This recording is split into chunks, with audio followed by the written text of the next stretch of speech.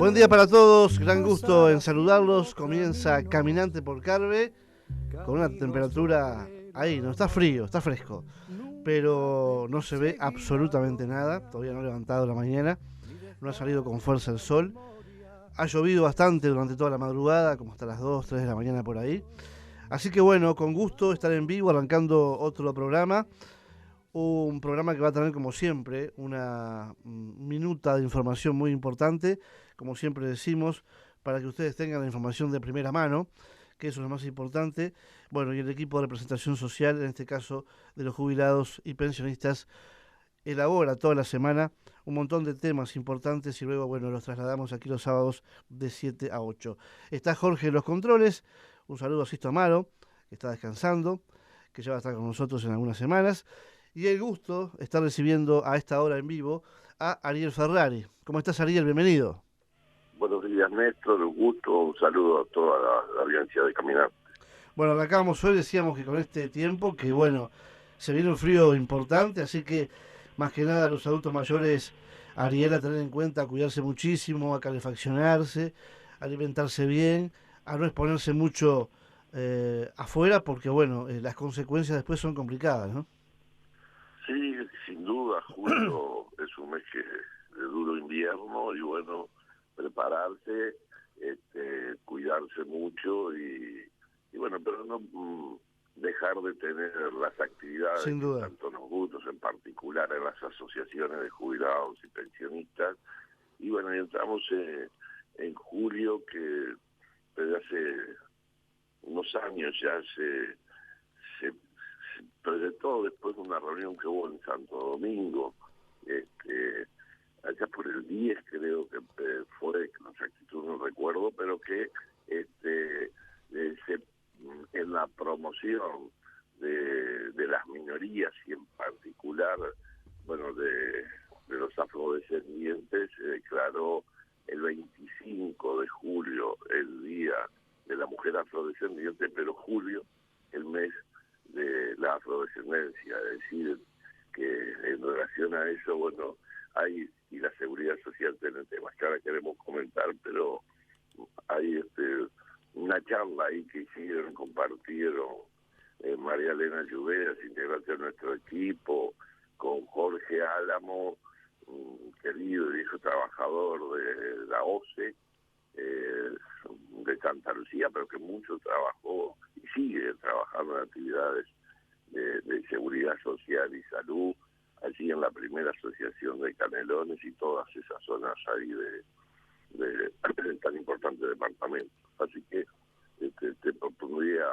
escucharlos a ellos Por para supuesto. hacer algún comentario. En un tema además que es muy importante y que después obviamente vamos a tener tu comentario al respecto. Escuchamos entonces la charla de María Elena Lloveras con Jorge Álamo, militante social de Canelones. Buenos días, estimada audiencia de Carve. Sabido es que el mes de julio es el mes de los afrodescendientes y hoy nos encontramos con Jorge Álamo, ex jubilado civil,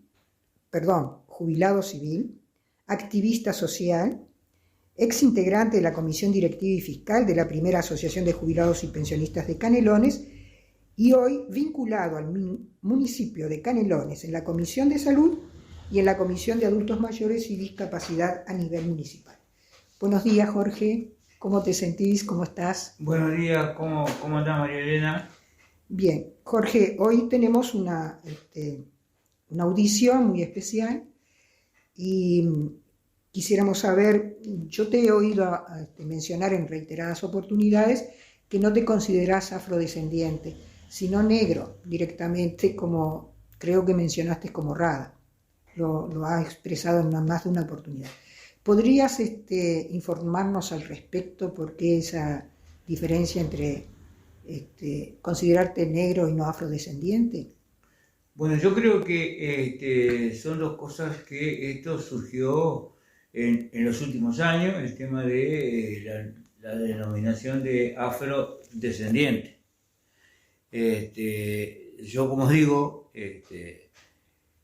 que me considero negro, como dice Rubén Rada, porque la humanidad tiene distintas razas con el mismo color de sangre: negro, blanco, amarillo y cobrizo. Entonces, los afrodescendientes son aquellos hermanos esclavos que fueron traídos en los barcos negreros a nuestras costas y que, bueno, hoy tenemos descendientes. Mi bisabuela fue traída también en esa situación de esclavitud. Entonces, bueno, consideramos que, bueno, que todo se quiere canalizar a través de la modernidad de los vocablos. Y no es así.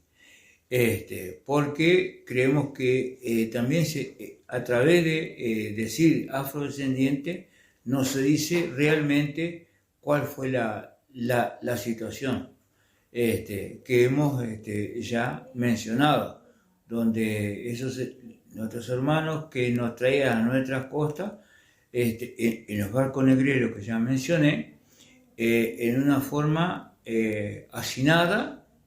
Muchos de ellos morían en ese viaje y lo que, bueno, la mayor cantidad que quedaba vivo eran traídos e internados en el Hospital Maciel, donde se curaban, se restablecían y ahí salían al mercado de remates. Triste historia, ¿verdad? Lamentablemente creo que esta historia, para los que hicieron todo ese tipo de cosas, creo que es una mancha que nunca más se la van a sacar. Sí. La abolición fue en el año 1842, pero que esa abolición siempre estaba condicionada. Era integrar los hombres jóvenes a los ejércitos y las mujeres jóvenes eran prácticamente muchas de ellas utilizadas por los patrones para hacer hijos, para engendrar. Y bueno, y vamos a decir, los hermanos viejos y dejar trabajar en el campo. Esa es la situación. Una situación que tú estás planteando no solo a nivel de Latinoamérica, sino específicamente en Uruguay. En Uruguay, estamos hablando de Uruguay. Jorge, hoy, ¿tú has tenido alguna experiencia de discriminación durante tu vida laboral? Tuvimos en su momento, por los años 80, había un concurso en la oficina de OCE acá, y bueno, a pesar de haber salido primero, no me dieron el cargo. Después se dieron cuenta o lo reconsideraron, entonces me mandaron a otra área de trabajo, me sacaron de la calle, yo trabajaba pico y pala. Y me sacaron de la calle y me mandaron después a hacer toda la experiencia a la planta de tratamiento de OCE, de tratamiento de efluentes, y cuando hubo un concurso, bueno, ese concurso me presenté y lo salvé y logré llegar a ser cargo de jefatura. Bueno, eso por lo menos demuestra que bueno, que en parte fuiste discriminado. Se reparó esa situación. Y hoy, ¿qué consideras tú que nos faltaría a los negros, afrodescendientes, como reivindicación? Bueno, yo creo que si bien hay una ley, la 17.817, que dice lucha contra el racismo, xenofobia y discriminación, donde hay que depende de la comisión, depende del Ministerio de Educación y Cultura, pero que realmente no se ha visto o no he visto los avances, porque seguimos en lo mismo. Hay algo que es lógico, ustedes, todo el mundo lo ve, lo que es la televisión. Sí. La televisión no va a aparecer nunca ni informativista, negro. Y, por ejemplo, los avisos de determinados productos que aparecen personas negras ya vienen de afuera, no se hacen acá en este país. Por eso digo, yo siempre digo que es una sociedad discriminatoria, la uruguaya, y falsa. Discúlpeme que diga esto, porque te dicen, mi amigo negro, o yo tuve un compañero, tuve un amigo negro, pum, pum. Pero un ejemplo. Pero los hechos. Pero en los hechos, si mi hijo se enamora de una chica blanca, ya ahí la cosa ahí no anda. Entonces, bueno, quiere decir que tenemos una parte de la sociedad totalmente falsa y discriminatoria. Sí.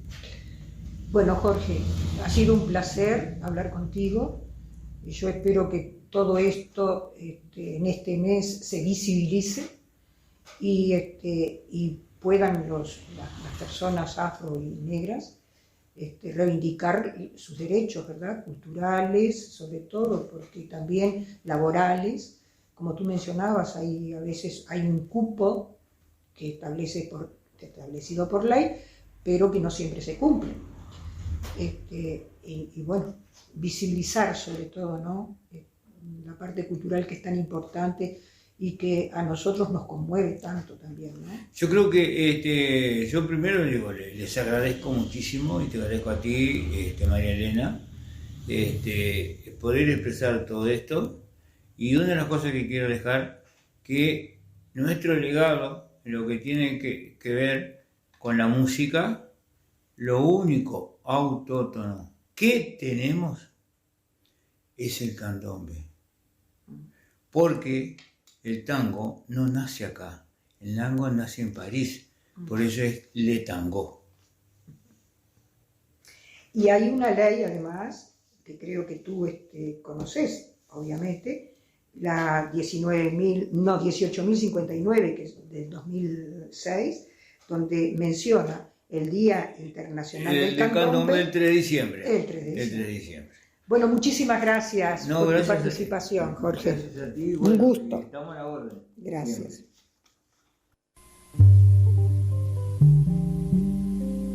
Qué tema, Ariel, ¿no? Agradecer a María Lloveras y a el compañero Álamo. Un tema de todos los días, ¿no? Y lo que han dicho ellos, básicamente la palabra de Jorge, es real, ¿no? Lo vemos todos los días. Sin embargo, a veces o miramos para el costado o no queremos ver la realidad. Es así, Ariel, ¿no? Sí, por eso está encaminante esta mañana pensando el mes y de alguna forma con un ejemplo, con una experiencia del compañero, bueno, la Rosa Negra, que nos cuenta sus visiones, su opinión y que además muestra un sector de la sociedad que hay que atender con políticas focalizadas a la hora de pensar si nosotros queremos una seguridad social que sea universal, que contempla todo.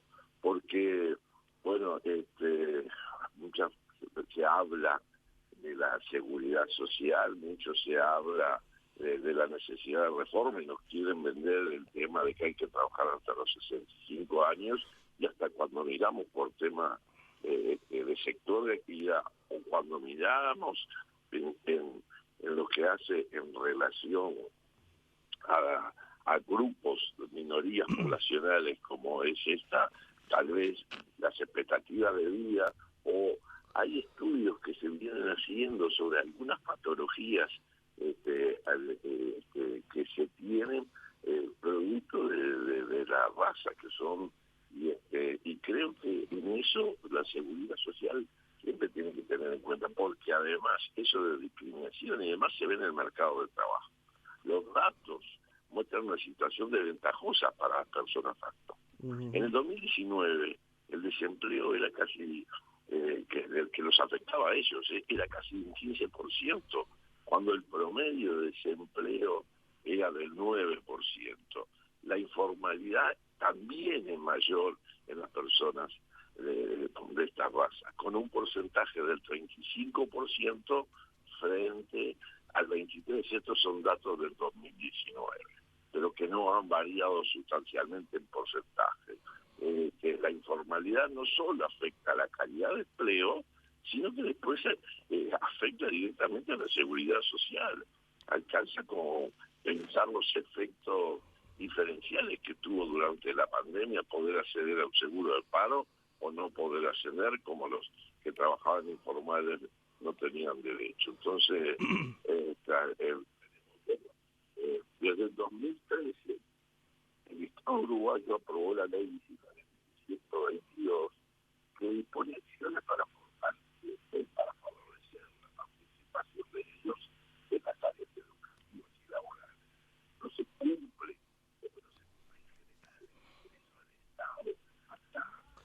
Se va la voz, Ariel, te escuchamos un poquito lejos, ¿eh? hasta Ahora el sí. propio planteamiento que hace la Oficina de Planeamiento de Presupuesto, de que cada 3 bajas tiene que ingresar uno. Bueno, esta ley dice que de los ingresos el 8% deberían ser negros, y sin embargo, esto no se está cumpliendo, pero son políticas diferenciales, leyes como esta que digo, la 19.122 del 2013, que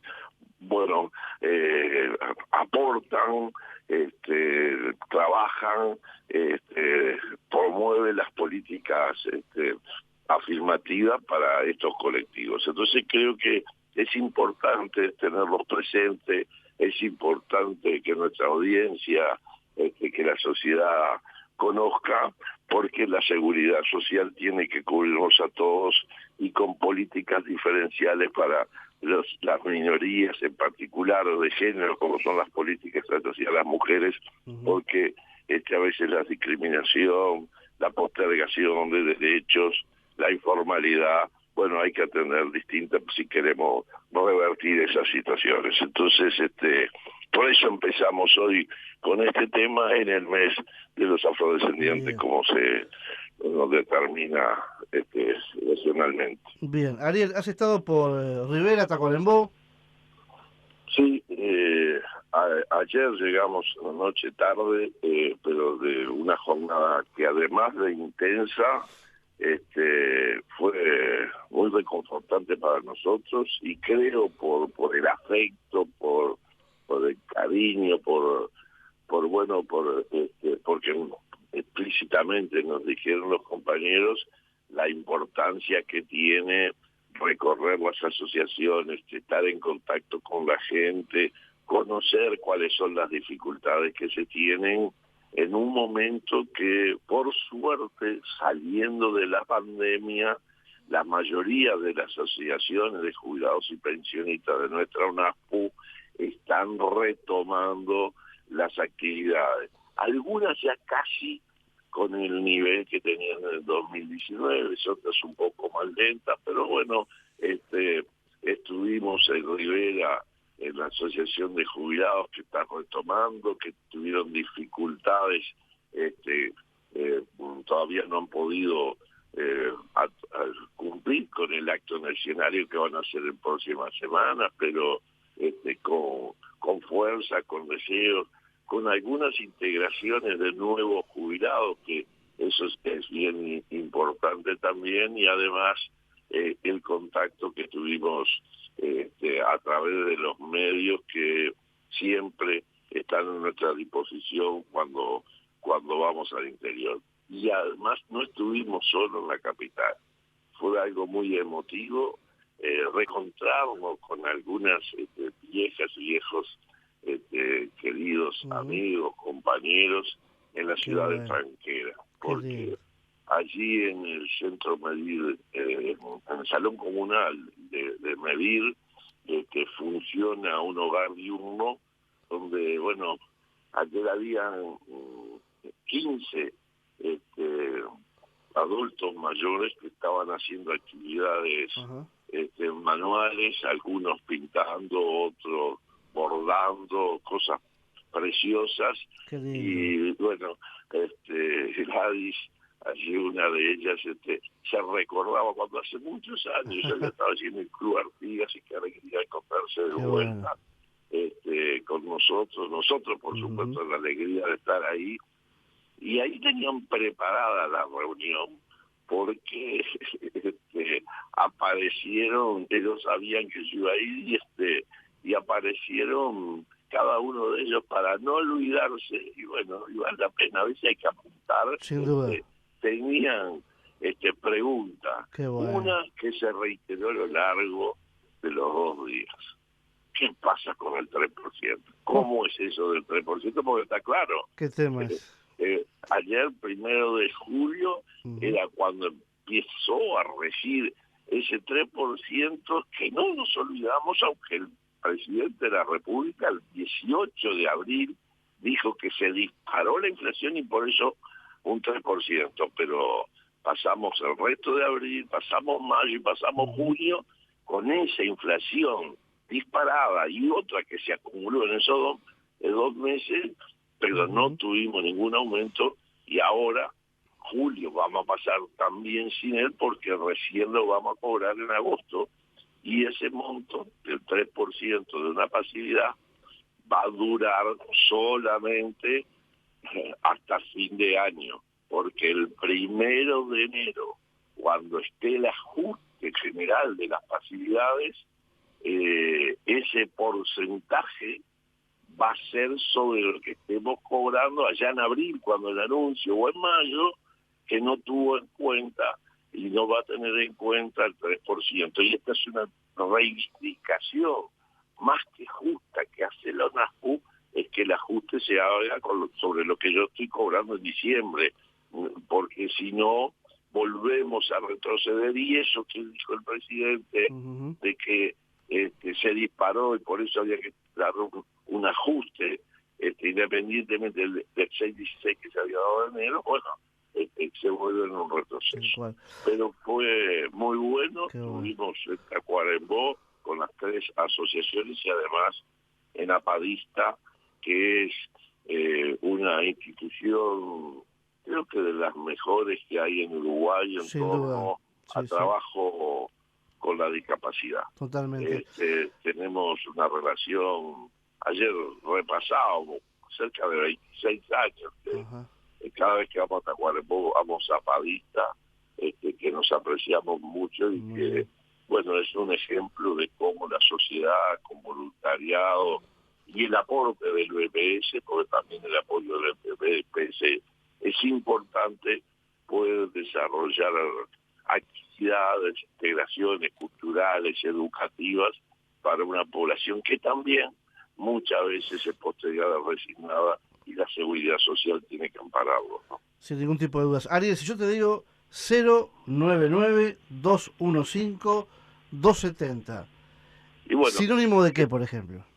Yo te puedo decir que es el número de teléfono que dejamos en cada una de las reuniones para cuando nos dice, bueno, ay, qué bueno que viene usted porque así le podemos preguntar y nos responde cuando tenemos dudas, cuando tenemos cosas. Pero yo digo, bueno, pero lamentablemente no podemos venir o tenemos la obligación de recorrer todo el país. Entonces, hoy la tecnología, el WhatsApp permite que llame al 099-215-270, nos envíe la consulta y poder responder. Así que ese es la idea, y si él quiere, además, lo que permanentemente producimos de alguna forma de información, desde el despacho del director, bueno, su equipo, podemos estar compartiendo, solamente mandándonos un WhatsApp al 099-215-270. Perfecto. Ariel, vamos a la pausa, a la vuelta a la misma se va a abrir la charla el economista Gabriel Regalado para estar hablando sobre la actualización, la jornada de actualización de pesquisa neonatal que participó el BPS. Bueno, es uno de los actores principales del sistema de pesquisa neonatal en el país. Y además también vamos a estar hablando contigo y con Gabriel sobre los últimos datos de la evolución de salarios y del proyecto de rendición de cuentas. Nos espera mucho, Ariel, para conversar, para informar, para tratar de debatir y tratar de informar de primera mano, como siempre aquí en Caminante en Carve. Te propongo hacer la pausa. Con mucho gusto, y después de ella nos encontramos con Gabriel. Pausa y seguimos. Segunda parte de Caminante por Carve, son las 7:32 minutos. Sigue estando oscuro, todavía no ha despegado el día, está frío. Por lo pronto, esa llovizna, esa lluvia que se dio hasta la madrugada va a continuar en el transcurso del día, así que bueno, a tomar las precauciones del caso. Y la semana que viene una ola de frío importante, ¿no? Así que a cuidarse mucho, por favor, tener en cuenta eso. Ariel, es un gusto estar dándole los buenos días ahora al economista Gabriel Regalado. ¿Cómo estás, Gabriel? Buen día. Buen día, Néstor. Buen día, Ariel. ¿Cómo están? Buenos días, buen día. Bueno, hablamos antes de la pausa, dos temas importantes. Si les parece, arrancamos por el primero, hablar sobre esta jornada de actualización de pesquisa neonatal que participaron el Banco de Previsión Social y que es uno de los actores principales del Sistema Nacional de Pesquisa justamente neonatal.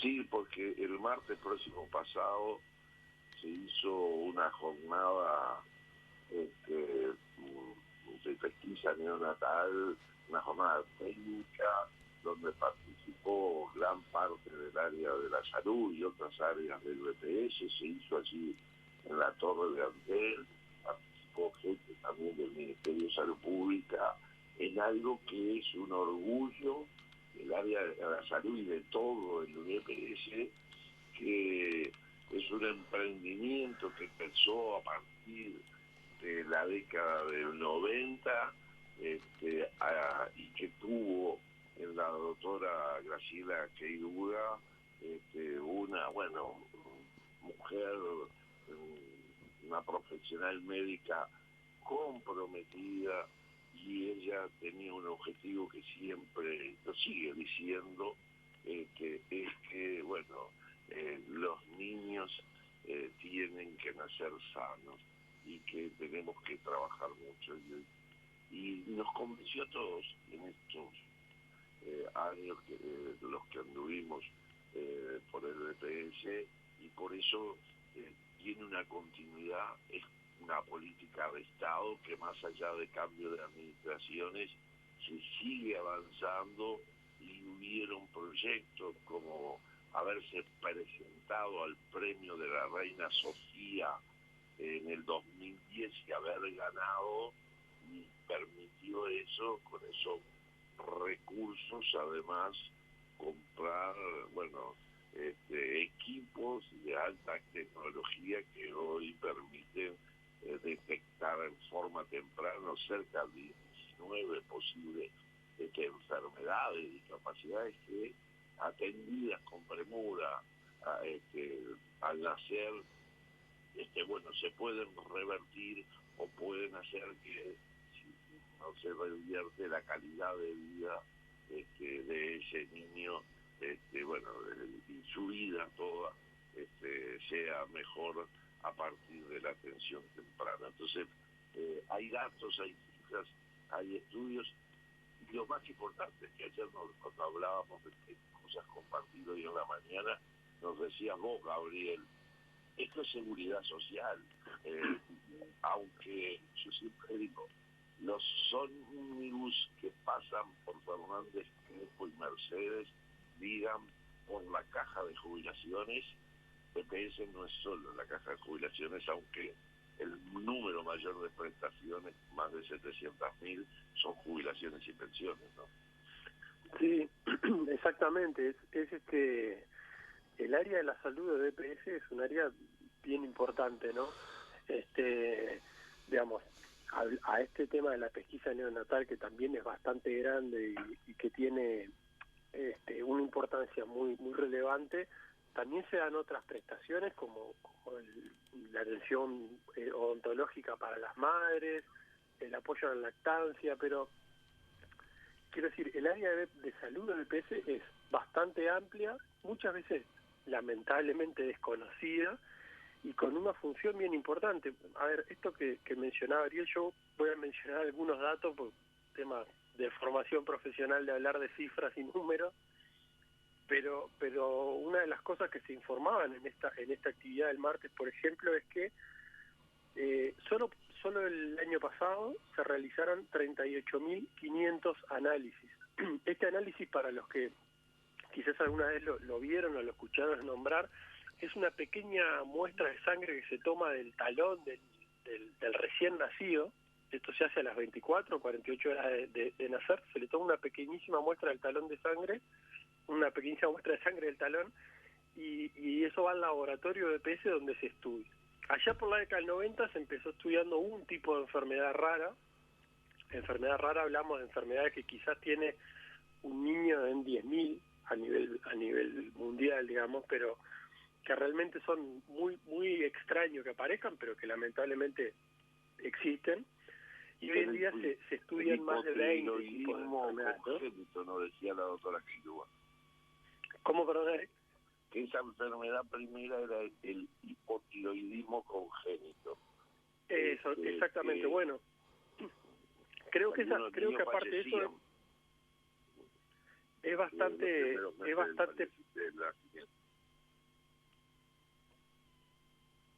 que es bastante paradigmático, te decía, porque el tema del hipotiroidismo lo que tiene es que se detecta con esta muestra de sangre que hablábamos, y sin embargo tiene unas consecuencias bastante importantes, porque este hipotiroidismo congénito puede ser una de las causas que genere retraso mental, por ejemplo. Es una de las causas principales que puede generar retraso mental, y sin embargo es algo que, detectándose de forma temprana, se corrige simplemente tomando una pastilla T4, que mucha gente que tiene hipotiroidismo la tiene que tomar todos los días. Bueno, se le suministra eso al niño, y simplemente con eso se puede contener el avance, se puede evitar el avance de estamos hablando de una enfermedad tan seria y tan complicada como podría ser un retraso mental, ¿no? Entonces, todo este tipo de cosas son protección social, forman parte del presupuesto de BPS, forman parte de las cosas que hace BPS. Entonces, cuando se habla también muchas veces de el gasto que significa la seguridad social, bueno, el gasto de la seguridad social son jubilaciones, son pensiones, son seguros de paro, pero son prestaciones de salud también, como son las prestaciones sociales, como es la vivienda, como es el turismo social. Pero muchas veces esto está como un poco quizás dejado de lado, y bueno, no nos damos cuenta que lo hace DPS, que lo hace el sistema público, que lo hace siendo de referencia nacional, porque es la única, es el centro de referencia para este tipo de enfermedades, la única institución que lo hace, y que, como decía Ariel al principio, comenzó diciendo, es un orgullo porque por la importancia de la función, pero también porque, por ejemplo, a nivel de toda América, solo 4 países tienen un sistema parecido al de Uruguay: Cuba, Costa Rica y Chile. Y Uruguay, bueno, con la importancia de ser, además, brindado de forma gratuita y universal a toda la población. Sí, en estos días, comentar a la audiencia, en estos días hay médicos, algunos pediatras y de otras especialidades de Paraguay que vienen a recibir la experiencia, hacer un curso en nuestro BPS para aprender y ver cómo Paraguay, a ver si es posible. Bueno, eso que tú dices, se hicieron 38.200 estudios el año pasado. Bueno, fueron prácticamente el 100% de los nacimientos de nuestro país, porque como bien dices tú, es el centro de referencia. Claro. Y acá reconocer al correo como parte del Estado que se involucró en esto y que todos los días, de cualquier parte del país, el correo nos trae de ese nacimiento las gotitas de sangre para que en el laboratorio del BPS se estudie. Y una pregunta para la reflexión. vos decís, esto es parte del presupuesto del BPS, ¿no? Pero esto no tiene como la jubilación por una tributación específica. No hay quien aporta como yo aporto el 4,5% para la cobertura de salud, o si tengo familia, hijos menores, llego a pagar el 8%, o pago el 15% de Montepío para mi jubilación. Esto es parte del financiamiento que pone las rentas generales, como la propia Constitución de la República dice.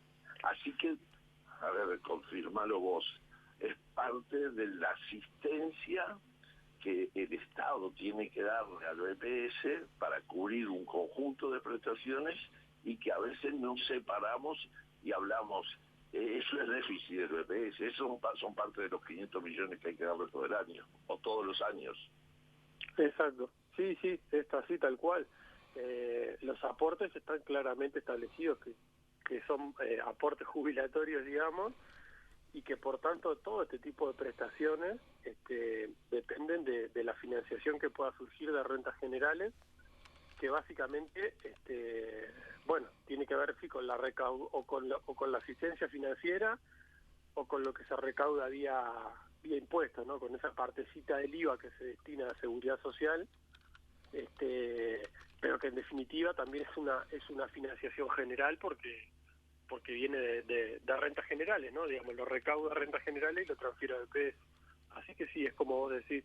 Y simplemente una cosa más a agregar también: en estos años que lleva la pesquisa neonatal, se detectaron cerca de 700, sí, exactamente 685 patologías diferentes, raras y muy raras, diría yo, por la prevalencia que tienen.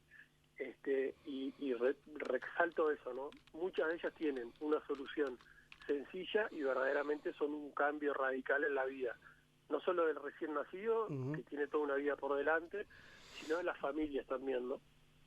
Muy bien.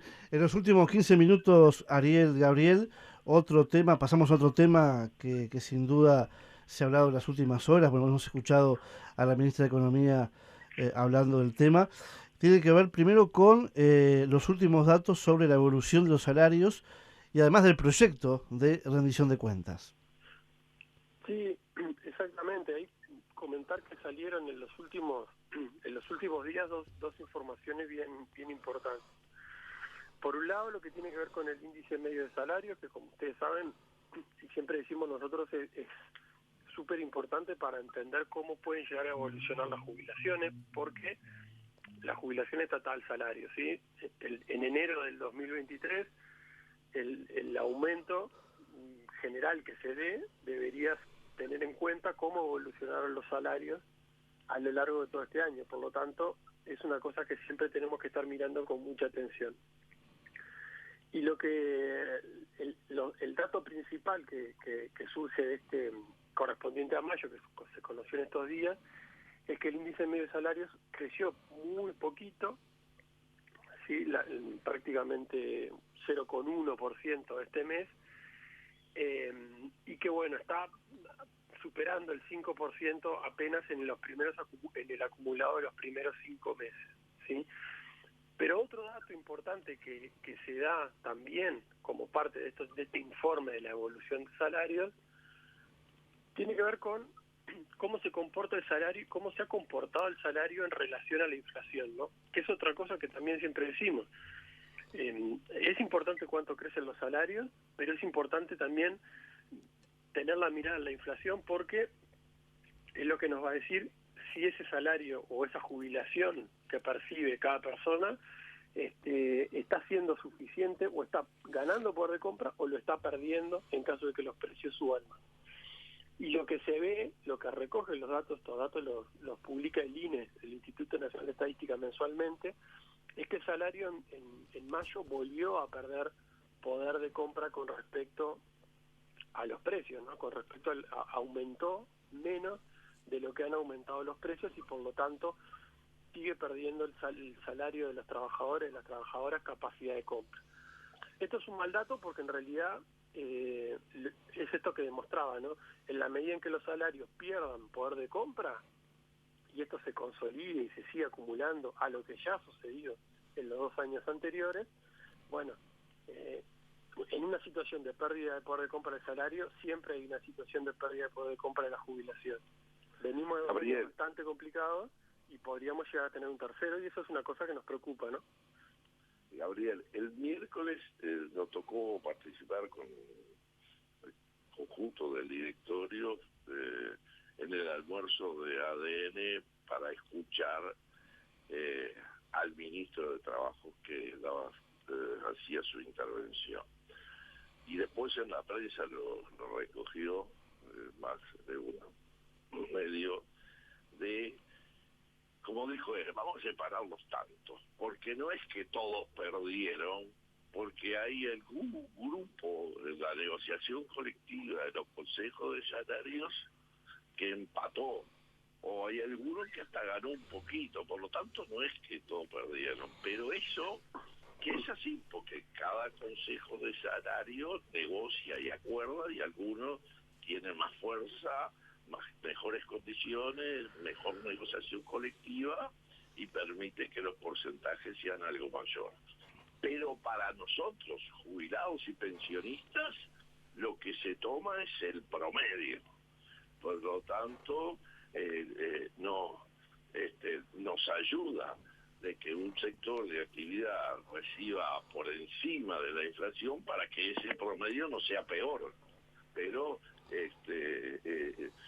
la realidad hoy muestra que si esto se mantiene por 4º año consecutivo, los jubilados y pensionistas el 1 de enero recibiremos un ajuste, pero no recuperaremos ni mantendremos la capacidad de compra que teníamos el 1 de enero pasado, porque la inflación vuelve a ser más que el ajuste. Sí, exacto. A ver, comentando un poco ese dato que decías vos, efectivamente puede pasar que algún sector de actividad haya negociado un salario un poquito por encima de la inflación.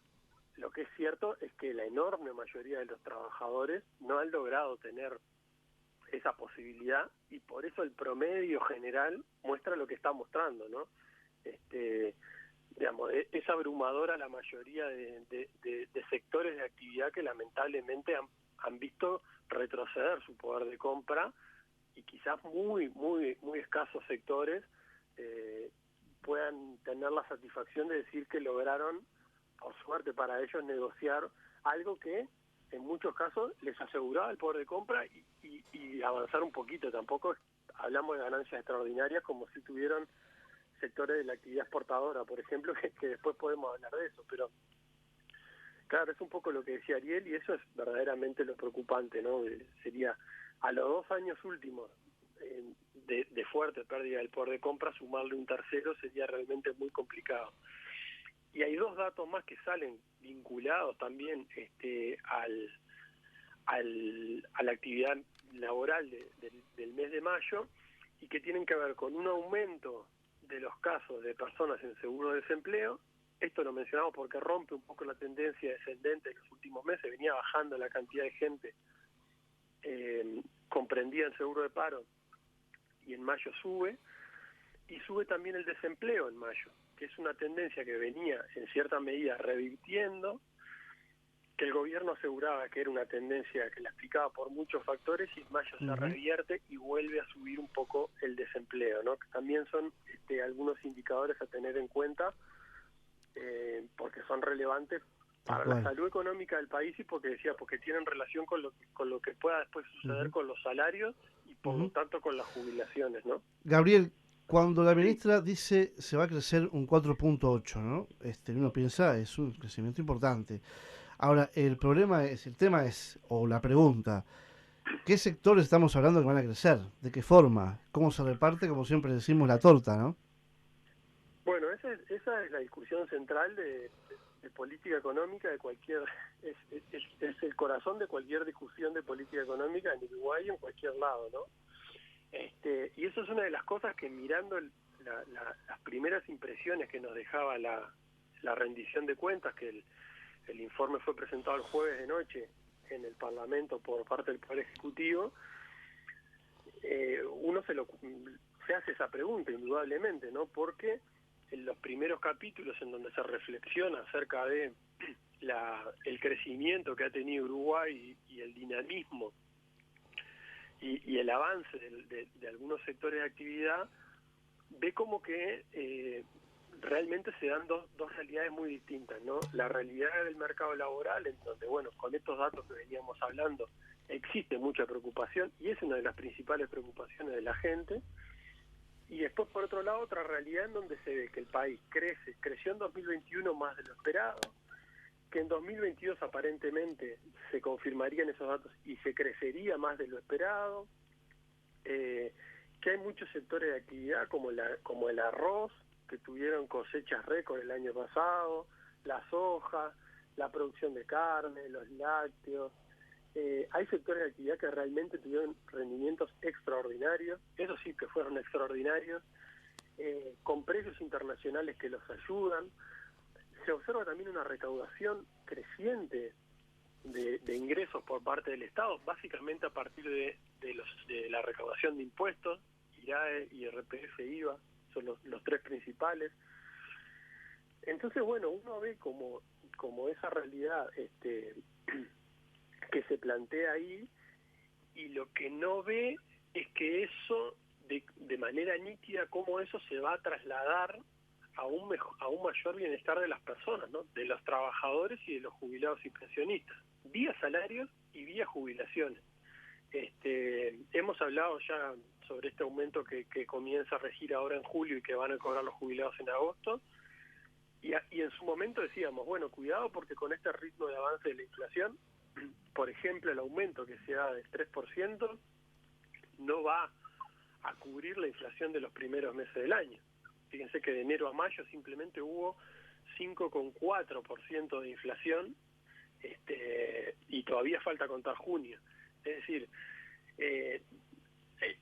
para los datos optimistas que maneja el gobierno, es contradictorio que esté comprometido la capacidad de compra, que esté comprometida la seguridad de los ingresos de tantas miles de personas, de trabajadores y de jubilados y pensionistas, ¿no? Gabriel, a mí me cuesta entender el compromiso, de alguna forma, lo reiteró el ministro de Trabajo en este almuerzo que te decía del miércoles pasado, donde y además con énfasis, lo dijo, que este gobierno, el compromiso que hizo de terminar su periodo de gobierno en el 2024, haciendo que todos los trabajadores recuperen la pérdida y vuelvan a tener la misma capacidad de compra que tenían en el 2019. Entonces surge la pregunta, ¿por qué esperar hasta el 2024 si vos, y todo lo repite él, el equipo económico, el crecimiento, hasta con rectificaciones al alza de lo que crecía el Producto Bruto Interno? ¿Por qué esperar hasta el 2024? Por otro lado, si en el 2024 los trabajadores recién ahí alcanzan a la capacidad de compra que tenían en 2019, en los jubilados y pensionistas va a ser al año siguiente, como es siempre el ajuste de enero. Tenemos que ver qué pasó el año anterior. Por lo tanto, nosotros en el 2024 llegaremos a tener la misma capacidad de compra que teníamos en el 2019. Son algunas dudas, algunas cosas que me cuesta encontrarle respuesta, porque, con la necesidad y con todo tu conocimiento, y que los economistas brindan para que, nosotros un poco más podamos tener posiciones, pues, y construcción de propuestas. Yo sé que don José, doña María, la tiene más simple cuando va al almacén y no le alcanza, cuando va a la carnicería y compra menos, o le sale las pulpas más baratas o las carnes picadas, lo que más consume consumo más cara y aumentó mucho más la inflación, ¿no? Sí, sí, a ver, Ariel, ahí hay varias cosas interesantes, ¿no? La primera es que en realidad, fíjate que siempre estamos hablando y siempre lo que plantea el gobierno es recuperar lo que se perdió. Es decir, en 2024, con suerte, que es una cosa aparte de que todavía, más allá del discurso, eso se tiene que asegurar en los datos, ¿no? Pero en el discurso lo que se está diciendo es que en el 2024 los trabajadores deberían recuperar el poder de compra que perdieron en el quinquenio. Sin embargo, fíjense que hablamos de un 2021 que hubo un crecimiento extraordinario, 4,4%. 2022 que se proyecta un crecimiento de 4,8%. Y el resto de los años, 2024 y 2025, se proyectan crecimientos cerca del 3%. Es decir, no es que venimos de una crisis en donde el país se está recuperando muy lentamente, muy de a poco. No, venimos de años en donde sí, efectivamente, el 2020 fue extraordinario para todo el mundo, pero después de 4 años, prácticamente 2 años que se cumplieron o se van a cumplir a fin del 2022, buenos en materia de actividad económica, de los números. Cuando hablo de actividad económica hablo de los números, esto que hablábamos de exportaciones, recaudación del gobierno, etcétera. Y probablemente 2 años siguientes, 2023 y 2024, muy buenos, pero por otro lado hablamos de que los salarios solo van a recuperar o van a volver al nivel del 2019, con lo cual vuelve a estar en el centro del debate la pregunta que un poco que formulaba Néstor, ¿no? Es decir, bueno, tenemos 4 años de actividad muy buena, de recursos extraordinarios, de nivel de precios extraordinarios de los productos que vendemos, de exportaciones récord, pero eso no se refleja en los salarios. Entonces verdaderamente es una cuestión que me parece que da para discutir mucho, ¿no? Pero que merece sí un debate porque la gente lo necesita, teniendo en cuenta que la inmensa mayoría de la gente vive de su salario, de su jubilación, ¿no? Tal cual. Gabriel, nos quedamos, Ariel, sin tiempo, ya nos tenemos que estar despidiendo. Gracias por estos minutos, Gabriel, en un tema que no es fácil, pero bueno, como siempre, lo traes al llano para que podamos entendernos todos, ¿eh? Gracias, Gabriel. Un abrazo, chao, saludos. Ariel, el próximo sábado a las 7, pegadito al informativo, aquí en Carve seguiremos haciendo Camino al andar. Un abrazo, que pasen bien. Hasta sábado. Buena semana.